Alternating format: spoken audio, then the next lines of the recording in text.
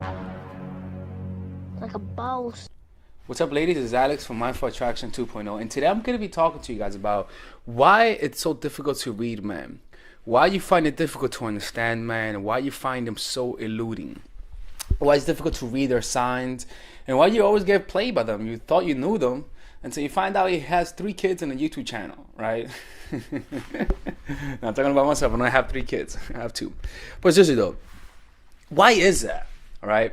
So one of the themes that I've been pondering about this whole week has been on a phrase that I've been contemplating on from Robert Greene's book, the 33 Strategies of War, and it's this phrase: our desires narrow the scope of our visions. In other words, no, not in other words, but our desires narrow the scope of our vision.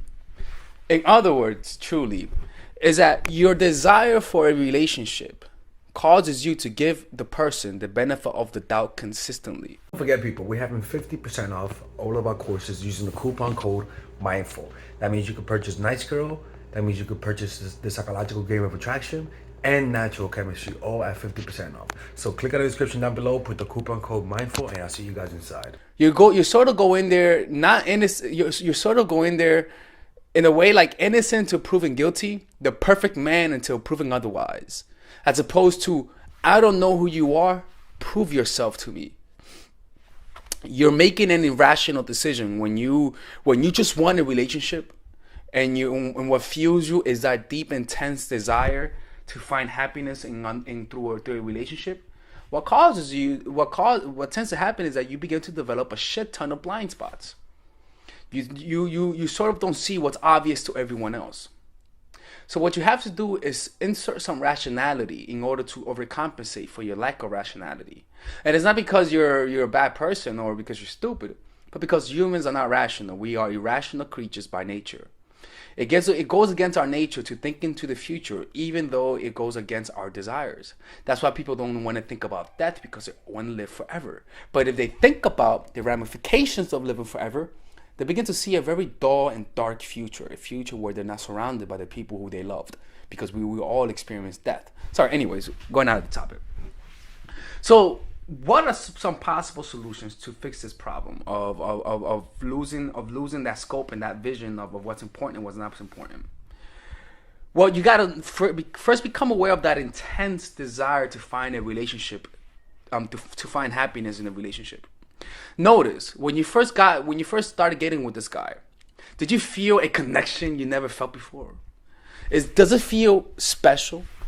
I'm not asking about whether or not that's valid. What I'm asking you is, do you feel intense emotions towards this person? Because for the most part, it's not that you feel intense emotion because of some traits that he has, possibly, but you feel an intense emotion because you guys just clicked. You don't know why you guys clicked, but you guys just clicked. Chemistry has no rational purpose. There's no rational reason why you feel connection with someone. You just feel it. Those are chemicals. But our consciousness, our rational mind, rationalizes those emotions in order for it to make sense. You say that you guys have a connection because you guys also love to do this together, and you think that the connection is because you guys love because of some rational reason. No, there might be the reason why you guys have connections because you guys just click.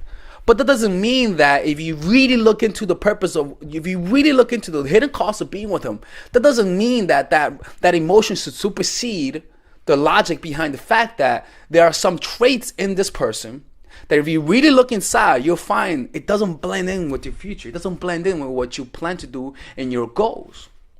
And so because of that, because if you don't want to find out the truth, you allow yourself to dwell into those emotions. Your intense desire for a relationship blinds you.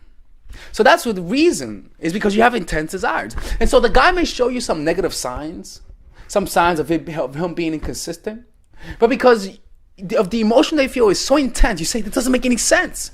You know, he tells me he loves me, but his actions say otherwise. Let me find some validation. Let me find something that tells me that goes with this emotion. I don't want this to be the truth. You know? What's one of the first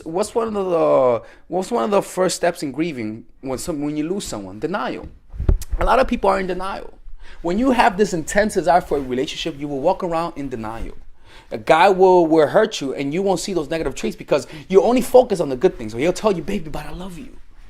Baby, but we should get a house together and be together. And so what happens is that those promises of happiness, those promises to fulfill your fantasy, what you always wanted in life, will distract you from the fact, will distract you from manipulation, will distract you from the hidden cost of being with him. So it's your own desire to be happy is what's blinding you. It's what's causing you not to really know the guy. So what do you do with that? How can you fix this? You have to realize that the remedy towards this isn't in finding a solution in the external. The remedy towards this is how you relate to yourself. It's how friendly are you with yourself? Are you trying to find a relationship out of a desire to escape who you are?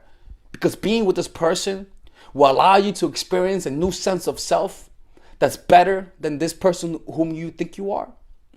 Or do you want a relationship because you just want to experience a relationship? You just want to experience the joy of being in one, not because you hate yourself, not because you don't like who you are, not because you sort of have this self-hatred towards yourself. And you might say, but I don't feel hate towards myself. I'm not saying that you feel downright hatred, but the fact that you want a relationship because you think you think your worth as a person will increase. And how do I know this? Because if you really look at the image that you see when you think of being in a relationship, this person whom you see in your mind, you're more proud of that person. That's the person who you want to show the world. You don't want to show this person who you are. You want to show this person of being in the relationship. That's why when you find it, that's all you start posting is look who I am. Look, I'm happy. Look, I'm so much better. Look at my boyfriend. Aren't I special? Look, I fulfilled what's valuable towards the world. Look at me. I'm so much better. But when you guys break up, you keep that low. Or you may post them, or you may blast them. You know, your dick is small, all that bullshit. So what's really happening is that you're using this person to relate to your pain. You're trying to love yourself. So what you have to do is find fulfillment within yourself. Because your desire for a relationship is really because of your lack of connection with yourself.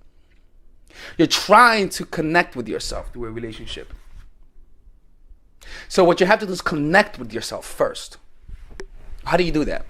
It's not through changing yourself out of a desire to be someone else because you don't like who you are, but rather you connect with you change yourself because you know that's what's friendly. That's the most loving thing you could do towards yourself. And because you're trying to escape who you are. So whenever you feel that desire towards a relationship, become aware of that desire. Become aware of the infatuation you experience when you love someone. Because it's those people who you gotta be careful the most, because those are the people who you have the biggest blind spots. Is your desire to keep everything straight, your desire to keep everything aligned and happy is what will cause you to not see who people really are. So you gotta begin judging people based on a different standard. And not judge people by how by what you want to see out of them. First, notice your fantasy. What do you want out of this? And notice how your desire for that fantasy gives people the benefit of the doubt. You want to stay as friends, but you notice your friend is a little treacherous. So rather than facing that issue, you sort of justify, oh, maybe they're just like this because of this. And you don't face it because you don't want to face the facts that if you confront the person, you may lose them. It's your desire to keep everything how it is now that's causing you to have those blind spots. So you got to face it full on. And what's going to happen is that in the facing, you're going to experience a lot of pain and resistance.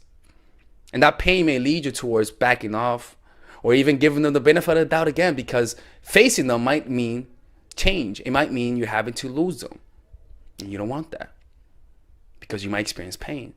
But when you experience that pain, that's where that's where things begin to happen. Are you going to run away from it through finding another relationship and you're going to be in the same trap?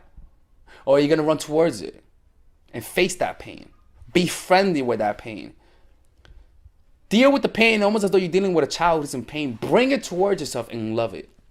Anytime you feel the pain, you say, I see you pain. And really feel love for that pain. It's different. You related to your pain differently now. Embrace your pain. Be friendly with it. Love your pain. Notice how that feels. Do you feel pain right now? Be friendly with your pain and notice how that feels at this moment. You might begin. There's a video on that. Just watch videos there's some videos on that. I don't have enough time to talk about this. I'm actually making a course about this.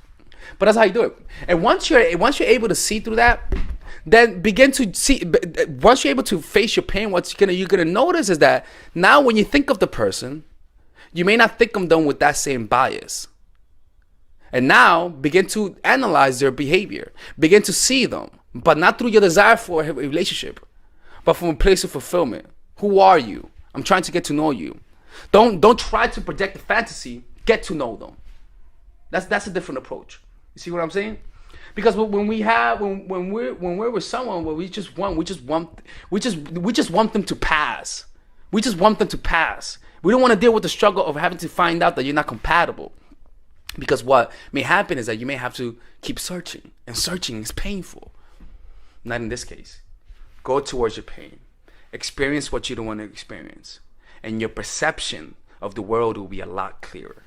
Another thing that I didn't include in the video is about getting to know a guy. Again, you have your desires also, right? But then you got to have something more important, and that's what you want out of someone, so that you could contrast what you want, like what you want before you were like emotionally invested, like what kind of relationship, what kind of guy you want, what kind of relationship you wanted, what kind of traits you wanted, right? And then use that ideal guy and compare him to that ideal guy, so that you can see what he lacks, you see? And also notice if there's any passive aggression. Passive aggression is big, and passive aggression will also hide who he is as well. So how does passive aggression look like? Passive aggression looks like in ways that he's doing something, but you just don't want to confront him. He's doing something and he acts like nothing really happened, right? Any fear of confronting him, any fear of wanting to offend him because he might lose you, might be a sign, might be signs of passive aggression being used against you. You see? So, for example, if you notice that he's late towards dates and then he plays it off, or when you ask him to do something, he sort of tries to circumvent the conversation and tries to play it off, and you just don't want to push on the issue because you don't want to be that girl. You don't want to be that pushy girl. You don't want to be that girl that he complains about. That's another form of passive aggression. So any fear of getting him angry, any fear of getting his disapproval will squint your vision, and you will never get to know him. So something that's important is that if you notice that there are negative traits in him in the beginning, do not try to change it. You know, like don't try to give him, hey baby, maybe you should. No, let him be who he is.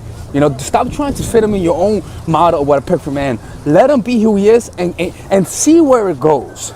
Right. Another thing is don't put out your standards too obvious. Like what you expect out of a guy, don't put it out there. You know, be vague about what you like and don't like in him, so that he doesn't say, oh, so since I know she wants a loyal guy, let me put the front of a loyal guy. You see what I'm saying? If you're noticing that he has a trait of being a player, rather than showing his approval, don't just say nothing. Oh shit, that's fucker, right? Don't say nothing. Actually, don't even complain. Let him be who he is, so that he can slowly show you who you are. Because if you want the perfect relationship, is that when you see a negative sign, it's kind of like like if somebody scratches your car, your perfect car, you want to keep it perfect. So what do? As soon as you see a scratch, you try to fucking fix that easily. You let that shit be. See where it goes, because he may show you who he is. You see, it's all about letting the person be who he is, and it's all about just noticing how deep are your blind spots, and try to find a way to overcompensate for your blind spots through looking about what would happen if you stay with him, and seeing how his traits will match up with your future, like seeing the hidden costs of being with him, how being with him would affect your self-esteem, how being with him would affect certain habits, what you gotta sacrifice of being with him. Also getting other people's opinions. See, you know, like telling people what's going on and seeing their opinion. Somebody who's detached from the situation. Not just one person, but multiple people. Do not rely on one source, because sometimes the girl might be trying to get them. You know what I'm saying? If you ask just one person, they may have some material motives. So ask multiple people that you trust. And also look at his past behaviors. You know, don't look at his past behaviors. Like for example, when you get to know him, don't ask him directly if you ever cheated on someone. Try to find the indirect route. Try to find about who he is in an indirect manner. You know, like I try to find out about his previous relationships in an indirect manner and let him know that you're not judging him, just to find out. You see what I'm saying? Let me see if I missed another point. That, and yeah, I think that's good for now. Anyways, it's Alex from mindfulattraction.org. If you guys need one-on-one coaching, just go to mindfulattraction.org/endgamecoaching. If you guys want to attend my seminars, just go to attend my seminars. Actually, not now. I'm not having any seminars anytime soon. But go to the link below if you guys want to purchase any of my seminars, previous seminar. If you guys are interested in my course that I'm making about this, is about the dark arts of attraction. Is about revealing to you the true nature of what makes people attracted to you, and how to use some of those tactics in benevolent ways. All right, go to the link below to you guys get updates about when it's gonna come out. I gotta postpone it because it's a big project. Anyways, take care, ladies. If you guys want to donate to my camera, this is not my camera, it's my friend's camera, but I'm buying a camera soon and I'm gonna show you guys a camera when I get it. Okay? Anyways, take care. Bye bye.